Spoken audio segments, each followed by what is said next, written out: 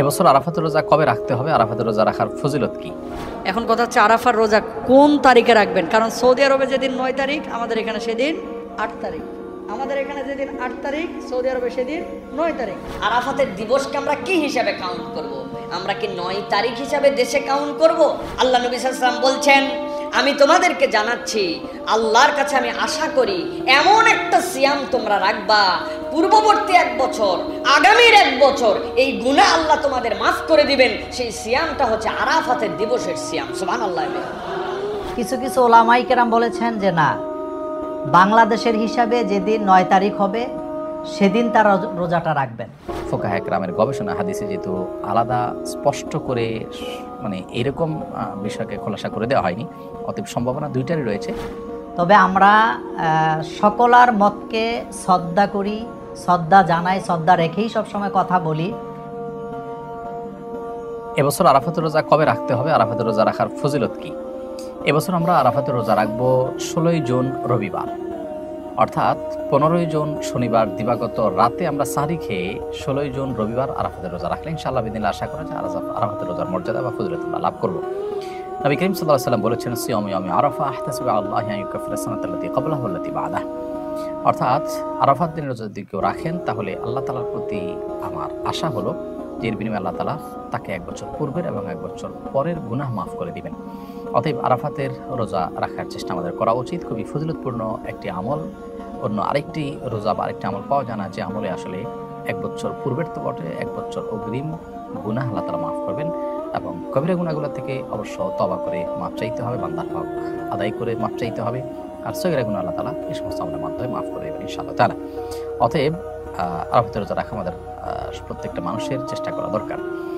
তবে আরাফাতের রোজা আমরা 9 তারিখ জিলহজের 9 তারিখে রাখবো, নাকি হাজিরা যেদিন আরাফাতে অবস্থান করেন সেদিন রাখবো, সেদিন আমাদের দেশে 8 তারিখ হলেও?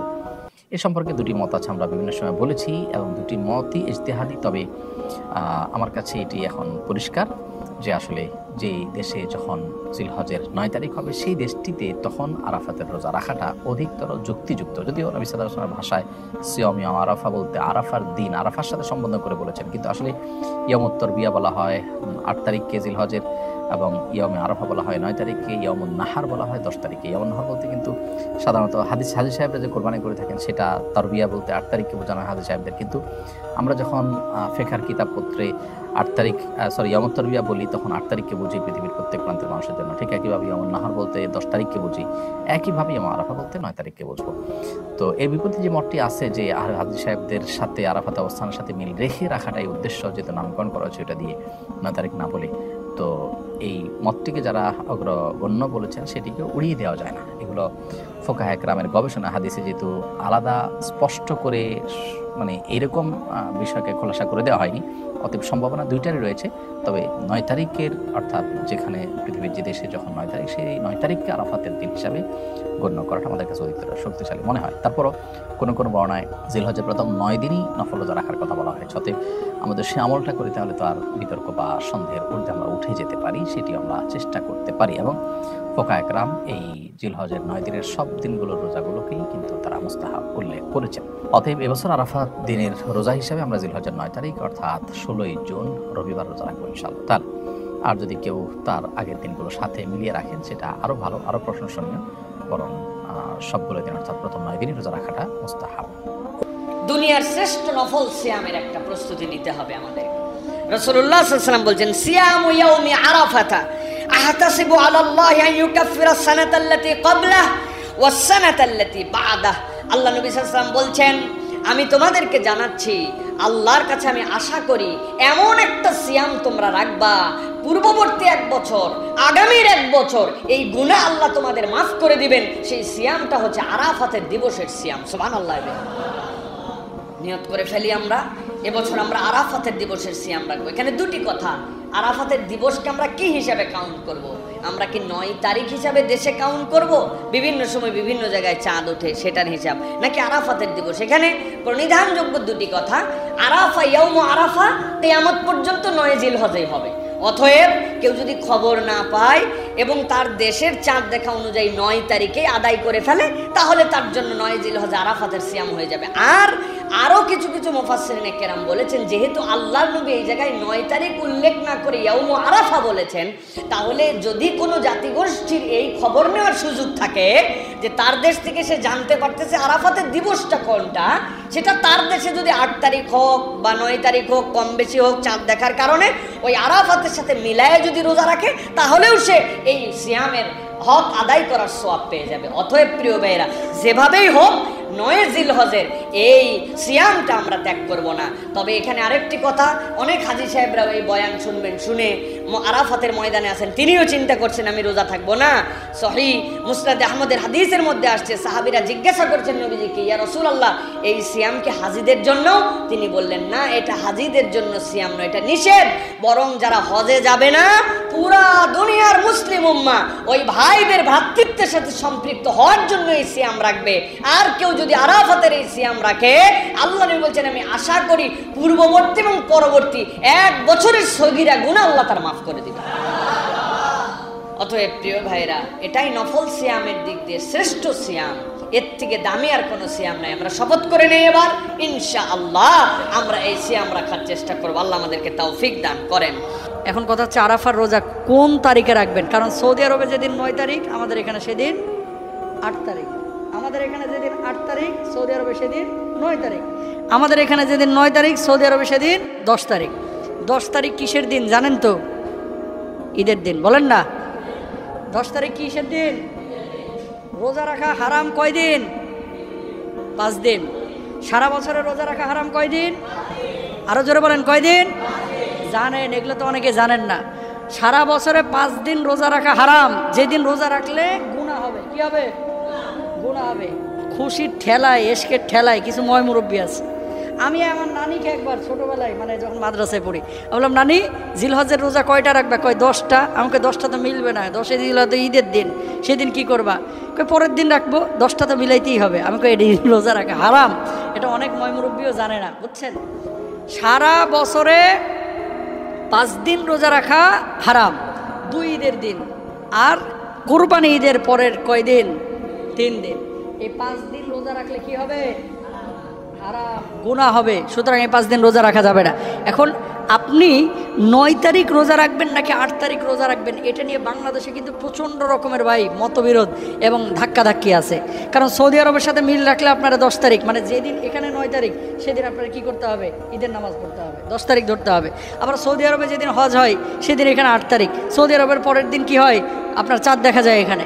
সুতরাং আপনি সৌদি আরবের হিসাব করবেন না, করবেন কোন হিসাব? বাংলাদেশের হিসাব। সৌদি আরবের এখন যারা আছেন তারা বলবেন যে বাংলাদেশে যদি 9 তারিখ রোজা রাখা হয়, তাহলে তো আমাদের দেশে 10 তারিখ হারাম রোজা রাখা। এই জন্য আপনাদেরকে বলি, আপনারা যদি 2টা রোজা রাখতে পারেন, অর্থাৎ বাংলাদেশের 8 এবং 9, তাহলে আর কোনো ঝামেলা থাকে না, 2টাই আমল হয়ে গেল ইনশাআল্লাহ। বলেন। এরপর আল্লাহর নবী বিশ্বনবী সাল্লাল্লাহু আলাইহি ওয়াসাল্লাম বলেছেন, জিলহজ্জের 9 তারিখ থেকে নিয়ে 13 তারিখ পর্যন্ত প্রত্যেক ওয়াক্ত নামাজের পরে তাকবীর বলার জন্য একবার তাকবীর বলাটা এটা আপনার উপর আবশ্যক। সবাই আমার সঙ্গে সঙ্গে বলেন, আল্লাহু আকবার, আল্লাহু আকবার, লা ইলাহা ইল্লাল্লাহ, আল্লাহু আকবার, আল্লাহু আকবার, ওয়ালিল্লাহিল হামদ। আবার বলেন, আল্লাহু আকবার, আল্লাহু আকবার, লা ইলাহা ইল্লাল্লাহ, আল্লাহু আকবার, আল্লাহু আকবার, ওয়ালিল্লাহিল হামদ। মোট 23 ওয়াক্ত নামাজ। কয় ওয়াক্ত?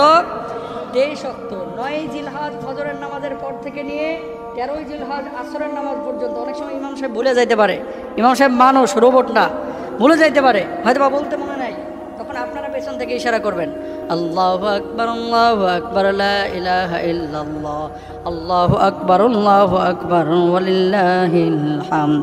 এটা আপনারা করবেন ইনশাআল্লাহ। বলেন। আরাফার রোজাটা এই বছর 2024 সালের যে আমাদের সামনে ঈদ আছে, আরাফার রোজাটা আসলে কবে রাখবেন?